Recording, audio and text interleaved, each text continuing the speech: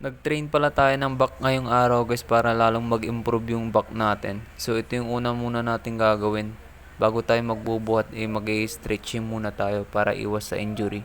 Siyempre para maganda din yung pagbubuhat natin.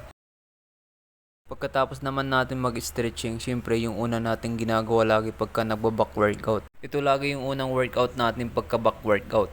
Arm straight pull down. Siyempre magadali siyang gawin. Tapos pagka ginawa mo to, ma-activate na yung mga muscle mo. Pati yung sa arms mo, ma-activate na din. Pero hindi naman tayo magti-train ng arms ngayon guys, bali back lang tapos magta-traps na din tayo ngayong araw guys. So pagkatapos natin mag-arm straight pull down guys, dumiretso naman na tayo sa sa racks natin at kinuha natin yung malaki nating barbell. At ito naman yung pangalawang workout natin guys sa back natin. Pero ang ginawa ko lang dito is 1 set lang tapos 12 repetition.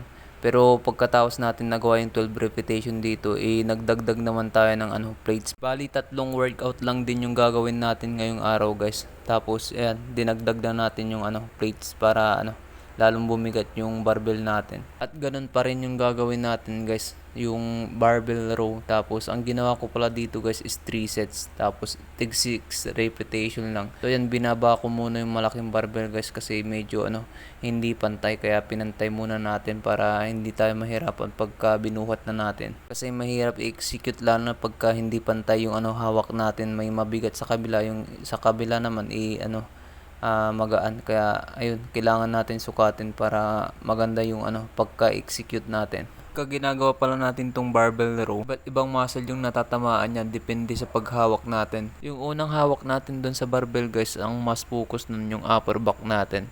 Pero ito naman is reverse grip barbell row naman tong sinunod natin. So ang mas focus nito guys yung sa lats natin. So dito guys is hindi naman na ako nagbuhat ng mabigat dito, yung sakto lang. Pagkatapos natin mag reverse grip barbell row, ito naman na yung sinunod natin guys. Single arm dumbbell row, tapos nagbuhat na tayo kaagad dito ng mabigat guys. Tapos ang ginawa ko pala dyan guys is 10 repetition side by side. At ang focus din nito guys is yung sa lats natin. So yan yung pangatlong workout natin sa back natin guys. Tapos ayan, kung gusto nyong i-train yung sa middle back nyo, mag deadlift kayo. Pero ako hindi na ako nag-deadlift dito kasi halos mabibigat yung binuhat natin. Medyo pagod na din tayo tapos mahirap din pala talaga magbuhat ng free weights kaysa sa mga machine. Ang kagandahan kasi sa machine naka-program na yun tapos i-execute mo lang sa free weights naman. Kailangan mong i-balance tapos ayun, kailangan maganda yung form mo para ma-execute mo siya ng tama. So ito naman na yung huling workout natin guys, yung traps natin. So pag nagba-back workout tayo, traps na yung sinusunod natin in winner workout.